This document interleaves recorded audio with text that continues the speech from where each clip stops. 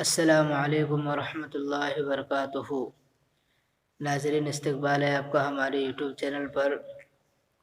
تو دوستو، آج کی ویڈیو میں بنانے جا رہا ہوں، اور آج کا ہمارا ایک سوال ہے، آپ کو اس سوال کا جواب بھی دینا ہے، اور میں ساتھ ہی میں سوال کے ساتھ ساتھ اس کے جوابات بھی آپ کو بتاؤں گا۔ تو آج کا سوال یہ ہے کہ جمعہ کی نماز کے لیے کتنے آدمیوں کا ہونا شرط ہے؟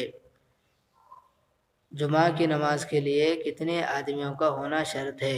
اس کے 3 جوابات ہیں۔ جواب نمبر 1، امام کے علاوہ 2 آدمی۔